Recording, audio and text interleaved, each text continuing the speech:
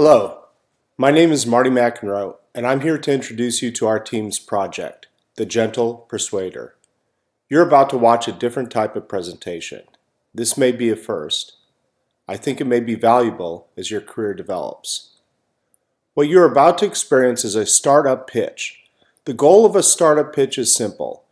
At the end, the presenter is asking the investor for millions of dollars. The investor is going to be expecting a large return on their investment, to at least triple their money in 5 years.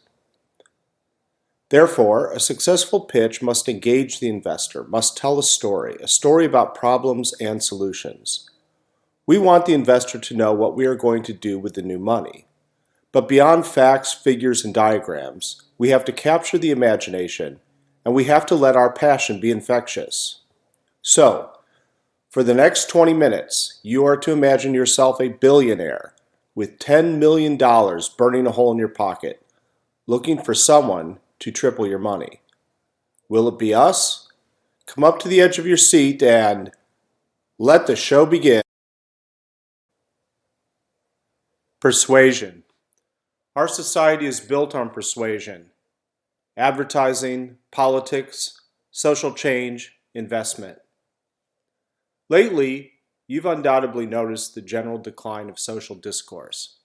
While elections have always been contentious, many feel that this last campaign sank to new lows in terms of people finding common ground. That's a problem.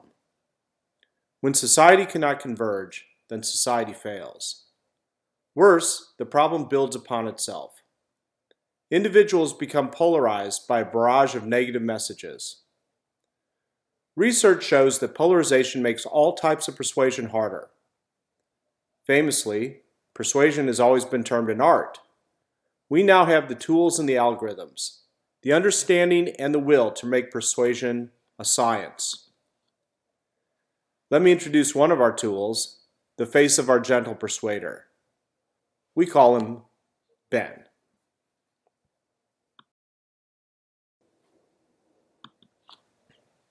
Our solution to polarization? A bot. We search for voices that are shouting, that are highly polarized. We send messages to those on social media to calm them, to open their minds. Our secret ingredient is our search through the target's social media network, and then sending them authentic messages from their friends and their friends' friends. Who hasn't seen this succeed in real life? At a party, someone starts to go off and their friend cracks a joke or reminds the group of a shared positive experience. The situation is diffused. The party resumes. The best software design patterns are inspired by nature. We see the time is now to harness emerging bot technology to make a difference at scale. Our revenue potential is enormous. As John Wanamaker famously quipped, "Half the money I spend on advertising is wasted. The trouble is, I don't know which half." We propose that not only is half the budget wasted, much of it is counterproductive.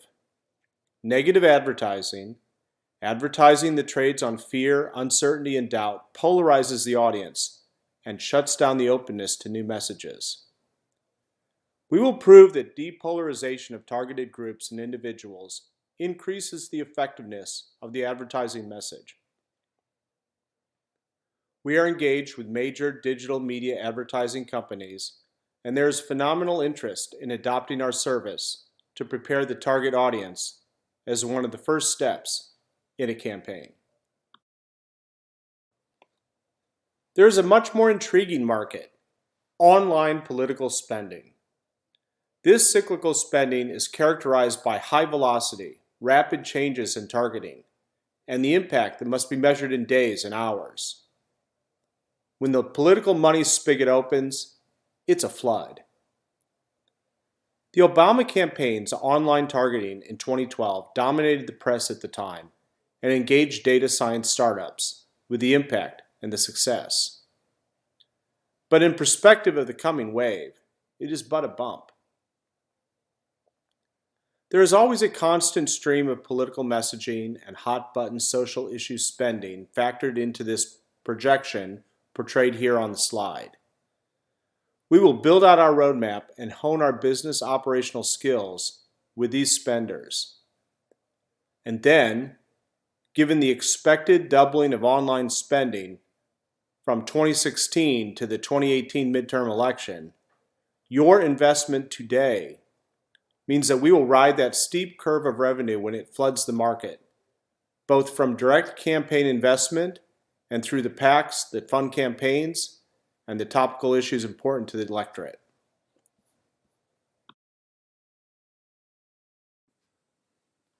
On this slide, we'll dive into depth on the components and method of how our system works.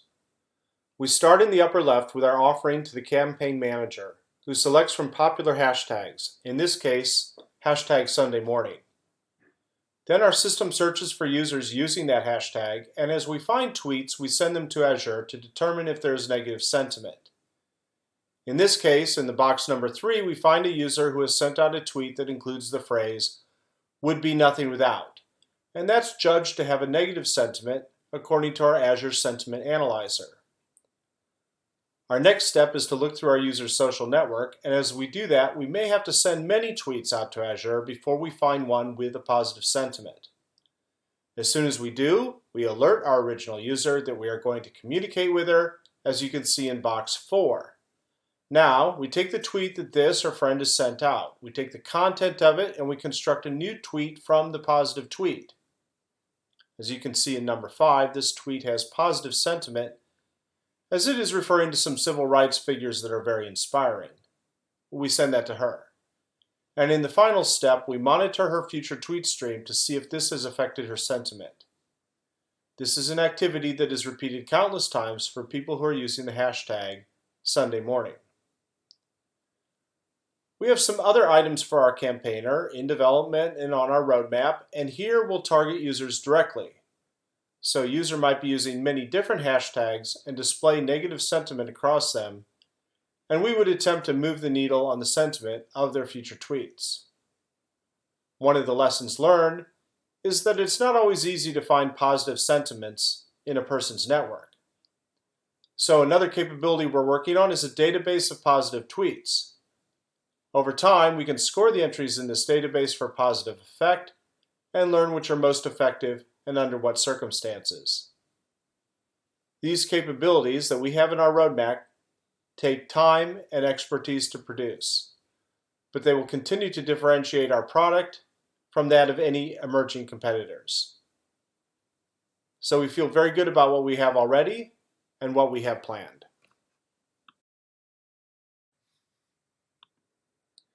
One of the greatest advantages of a startup is the close-knit group that creates it. Here, I'll introduce you to the team that had the foresight to see this opportunity and the skills and determination to bring it to reality. Together, they took an idea and stood up a working system. Chen Wang is our natural language expert. She implemented the sentiment analysis module, whereby we call the Azure Cognitive Services API. She is also the expert on our Twitter calls. Twitter, as I will discuss in a moment, has a number of idiosyncrasies, and she's worked through them to great success. Chongting Huang investigated and selected our development toolkit. He created our user interface, and he has integrated the components together into a system. Martin McEnroe, also your narrator, is a serial entrepreneur who has surrounded the idea with a business and launch strategy. One advantage for our team: all 3 are students at the University of Illinois, Urbana-Champaign, working with the professors and PhD students in the Data and Information Systems Research Group. Thus, they are exposed to top-notch leading research, and they factor that into the product.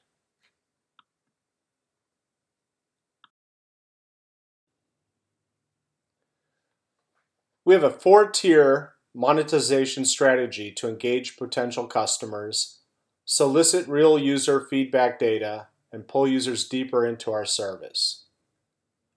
Like many startups, and now many of the larger companies, we start with a freemium model. In the freemium model, there's a low per day transaction, say 20 or 40 calls to our system.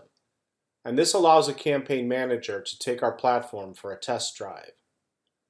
We then collect data to understand usage, and we fold that back into our product development to improve our system and to ease onboarding.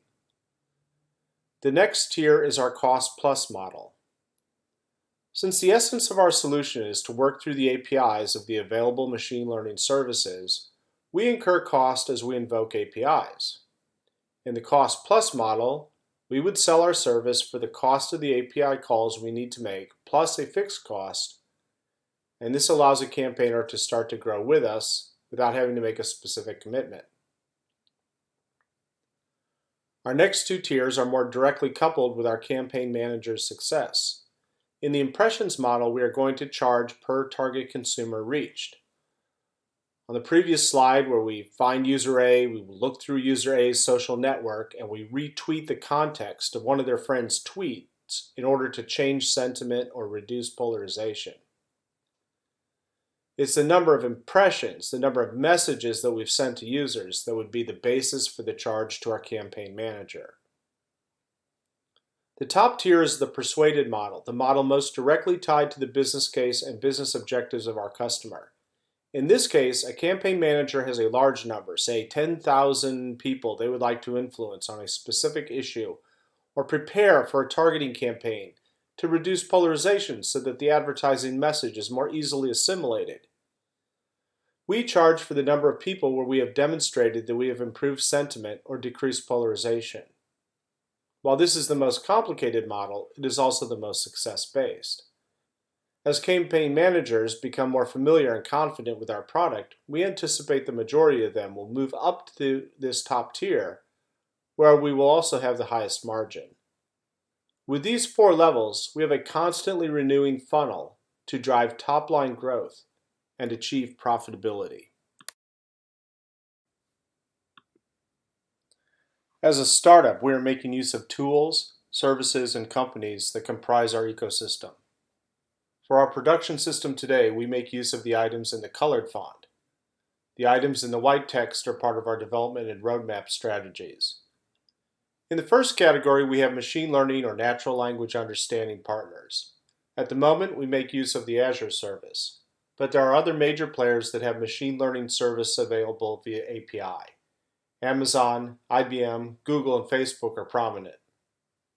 Python is our core programming tool to call out to the Azure Cognitive Services API and to the Twitter API. We are also looking at using the Meta Toolkit from University of Illinois, various microservices offered by partners in the ecosystem, and bot kits for developing bots as a new type of user interface. We know that part of our success, a large part of our success, will be the tools and the interface that the campaigner sees. After investigation, we chose Kivy as our Python front end. It's a cross-platform app development toolkit. Twitter itself provides visibility into bot activity. In addition, we are looking at Slackbot as a host for our user interface bot. Finally, we will provide interactive dashboards to see the success of the campaign. How is our startup positioned?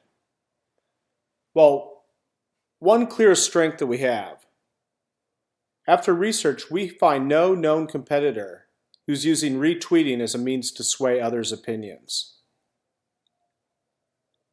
What about weaknesses? Well, since we're trying to change someone's mind, that can actually take time. And so the effect of our system is not immediate. It's part of a campaign. So it takes a little bit of time to demonstrate effectiveness to our campaigners. Opportunities, we're at a very lucky time. Many companies are offering text analysis, machine learning analysis through an API. Also, Twitter is just a wonderful platform and has a terrific API, and there is a large ecosystem of other companies and other kits and Python code and libraries on how to interface with Twitter. So it's a very great time to be working in this space. Now, as far as a threat, Twitter has a very clear terms of use policy, which we've investigated, done legal analysis on it. Specifically, automated retweeting is forbidden without permission from Twitter. So in this presentation, if I've used the word retweet, it is actually loosely used.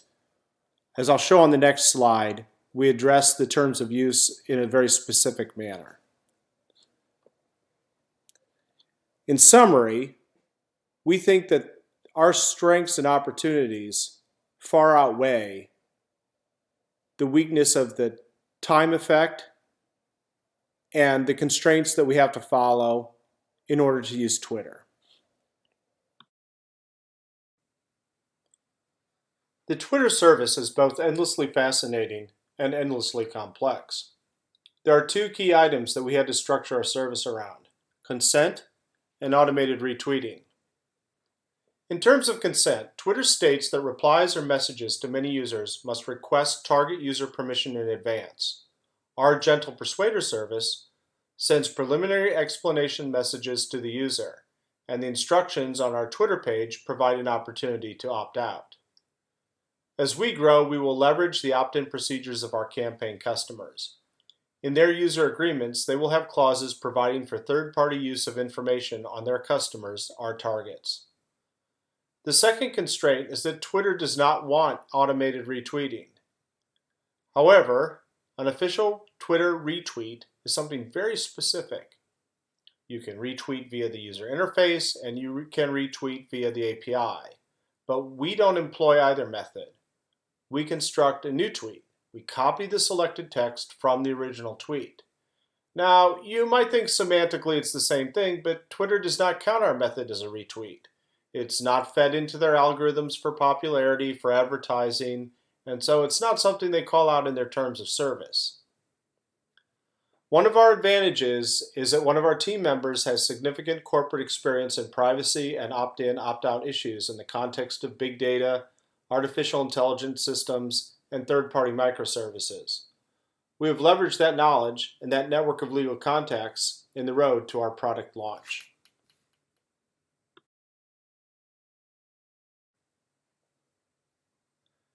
And speaking of product launch, I am very happy to announce that we are live.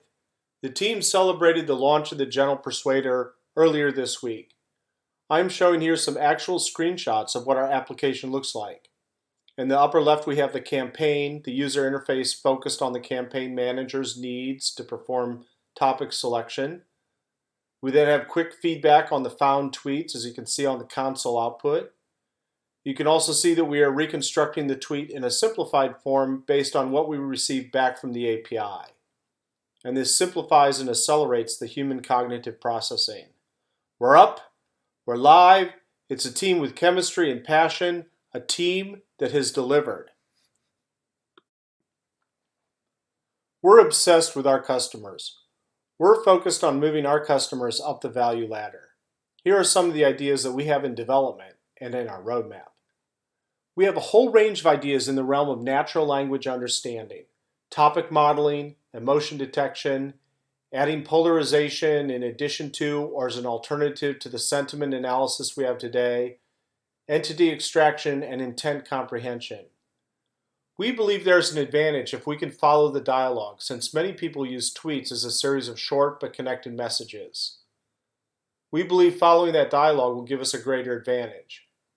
We are also concerned that there are many other bots on Twitter. There are instructions, websites, and guidelines and toolkits to identify bots. We're not interested in affecting bots ourselves. We're a bot. We want to affect individuals, so we're going to need some counter bot strategies. Another area that we are working on is in that of finding influencers. Right now, when we search in a friend or friends network, we don't necessarily know if we find a tweet from someone that will have influence. We believe that there are network metapaths, or paths from different social networks that could help us identify that a particular individual will have greater weight with the target. A very fascinating area that we are excited to work on is lexicon construction. Twitter has its own unique language characteristics: emojis, abbreviations, slang, intentional misspellings. Words are misspelled with specific intent, and that lexicon is giving additional clues about sentiment, polarization, and influence. Popular open source natural language processing toolkits are based on standard English, but we believe there are techniques on lexicon construction where we can understand the sentiment and polarization when these items are used in the Twitter message. And finally, we believe there is huge value in commercial relationships. IDEO is an example of a design agency with a large digital ad component. It's very heavy in the digital online world. Axiom is a database company that has profiles on every consumer in the United States, including every member of our team and everyone who's listening to this presentation. There is a lot of benefit in working with them and similar companies. As we're successful, our commercial partnerships may yield some exit opportunities. An exciting possibility, though we are focused on making this a great, great company. So we're very excited, chock full of ideas. Now, one note on this slide. The size of the text boxes portrays the relative cost of implementing solutions in those areas. As you think about your investment, think about where your dollars are going to ratchet us up the value equation.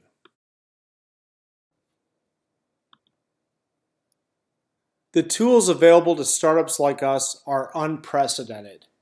We have access to the top machine learning algorithms via API calls from major players. It's a time for great happiness. 0.9984423 happiness to be exact. Seriously though, we are on the cusp of solving critical societal issues through artificial intelligence and natural language understanding. Our startup team has the expertise, deep relationships into academia, and extensive knowledge and practice working with APIs and microservices. We have a launched product, and with your help, we will reach millions of users with sophisticated algorithms. We will open their minds by leveraging their own social networks, and with these newly opened minds, we will persuade them on a variety of social, political, and consumer options. You are the key to making this difference in the world. Will you join us? Thank you.